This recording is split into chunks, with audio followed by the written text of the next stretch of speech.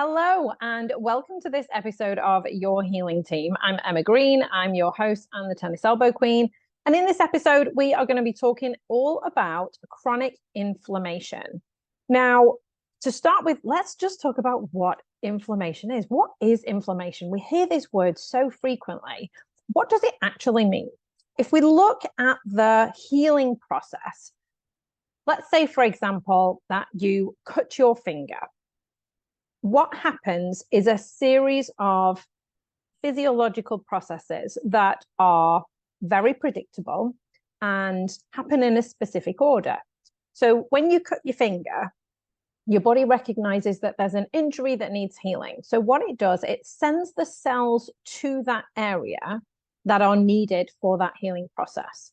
And this is the same thing whether you roll your ankle or whether you tweak your back, whatever it is. The body sends cells there that are needed for the healing process. Now, some of those cells are inflammatory cells, and they are needed in that early stage of the healing process. They're very helpful. They're very useful at that stage of the healing process. And this is why you may have heard if somebody's going in for surgery, the surgeons want them off anti-inflammatories. They want them off the anti-inflammatory tablets for a few weeks before they go in for the surgery, because they want the healing process. They want that natural healing process that the body activates. They don't want that to be dampened down. So it's a very normal part of the healing process. I think we always think of inflammation as a bad thing. Let's get rid of inflammation. But at the time that we need it, it's very useful. It's very helpful. It's supposed to happen. And it's supposed to happen in that certain order. And that's great. What isn't so great is if it becomes chronic and if it's longer lasting, if it sticks around longer than it's needed. And in certain conditions, particularly tennis elbow, what we find is the inflammatory process tends to resolve very quickly. We're talking within a few weeks. So why then does somebody feel tennis elbow for a few months, a few years, even a few decades? What's going on there? When they've looked physiologically at the tendon, they don't tend to find a lot of inflammatory cells there. So even though somebody is feeling discomfort, feeling symptoms in that area, it's not inflammation that they're feeling anymore. Irritation for sure. There are certain pathological processes going on that are causing symptoms, but it's not necessarily inflammation. In a lot of cases, it's not inflammation. It's not these inflammatory cells. So what do I mean by this chronic inflammation?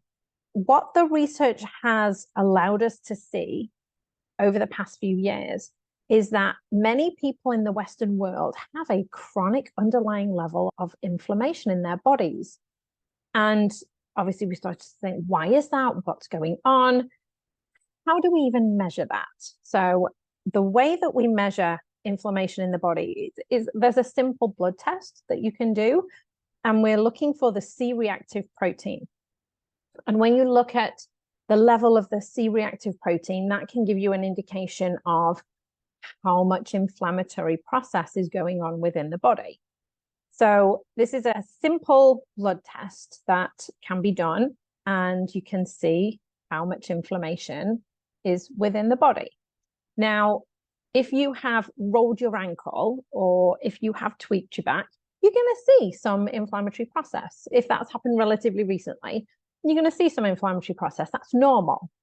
But if you have been you've not been injured in the past few weeks, or you've not had any illnesses in the past few weeks, but you have this elevated level of C-reactive protein, elevated level of inflammation, what is going on there? The researchers have looked at this and studied this, and what they have seen is that there are various elements of our modern lifestyle that can affect inflammation and affect the level of inflammation within our bodies. One of those things is stress. If we are stressed, that can certainly increase the level of the inflammatory markers within our bodies. Our diet can also do that. Lack of sleep can do that. Being sedentary sitting for long periods of time can do that. So looking at many of these elements of the modern lifestyle that we have, they can be negatively affecting our bodies. Well, what can we do about that? One particular study was done, and I quote this study an awful lot, I think because it tells a story so well. Researchers took a group of people, and these were healthy people, no pathology, no injuries, no sicknesses, a healthy population.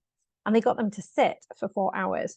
They did their inflammatory markers at the beginning of the test, and they did it at the end of the test, so after 4 hours of sitting. And what they saw in this healthy population is that over 4 hours, the inflammatory markers in their blood went up. So healthy people, nothing wrong with them, inflammation went up just by sitting for 4 hours. Think about next time you get on a plane, next time you maybe go and watch a show or a long movie, or you're sitting in the car road trip. Inflammation goes up in your body if you sit for 4 hours. So what they did then, they said, what if we take the same population and we get them to sit for 4 hours, but we get them to stand up and move for 3 minutes on the hour every hour. Let's see what that does. So they sat them for 4 hours, but every hour they got up and they did a 3-minute movement break. And what they saw was the inflammatory markers in the blood there went down. So we know that by using movement, by using strategic movement breaks in your working day, you can bring these inflammatory markers down. So that's one way to decrease inflammation. So that's a great way to do it, to decrease inflammation. Looking at those other pillars, looking at the sleep, how do we get better sleep? I've done a podcast on sleep before. Check that out with regards to how we can get better sleep, because that's going to have an effect on the inflammatory markers in your body. Diet, we've talked about diet in the past. Particularly dairy has been shown to be inflammatory for many people. So maybe if you either know that you have this low-lying chronic inflammation, if that's what your blood tests are showing, or if you suspect, maybe try just eliminating dairy for a couple of weeks and see what happens to your symptoms. Simple way to test it. And there's so many non-dairy options that you can switch to now. It's actually really easy to do. So maybe test that out. And then looking at stress and how we minimize stress. And there are so many ways that we can minimize stress. And these are lots of the ways that we've known for thousands of years make us feel better. So if we think about meditation, if we think about yoga, if we think about getting outside into nature, taking a walk, we know that movement helps. All of these things can help to decrease stress. So not only can it help to decrease the inflammatory markers, it can help to decrease cortisol and those stress hormones as well. We get a bonus check for that. So looking at how you can incorporate these things into your lifestyle. The research now shows us that this happens. We've known that these things make us feel better for thousands of years. We now know why, because we can see the changes in our body. So thinking about, can you fit 5 minutes of meditation into your day? Where would you put it? It should be relatively easy to fit 5 minutes in, right? Most people have 5 minutes somewhere that they could fit meditation in. Maybe looking at a 20-minute walk in nature once a week.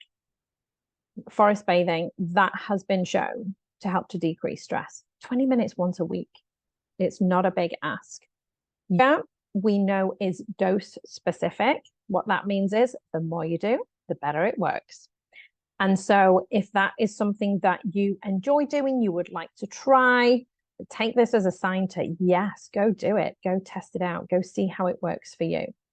And know that by doing these things, you are decreasing those inflammatory markers in your body. Now, if you then go and sit all day for 8 hours, we know that's going to take the inflammatory markers up. So it has to be a consistent effort on these things. If you are somebody who sits at a desk, set the timer on your phone. Set the timer on your phone and go and have your 3-minute movement break, whether that is, I'm just going to go and make a drink. If that is, I'm going to go and have that quick chat with somebody that I needed to have. You can do it strategically so that, again, it's not taking you away from your work for hours on end. As long as you can plan it, there's no reason why it should affect productivity. In fact, it's probably going to increase productivity because you're going to feel better in yourself and you're going to be able to think more clearly, have less brain fog, feel better, so be able to work better. So give these things a try. If you have any questions on this, please don't hesitate to reach out. And I would love to see you on the next episode. Take care. Bye.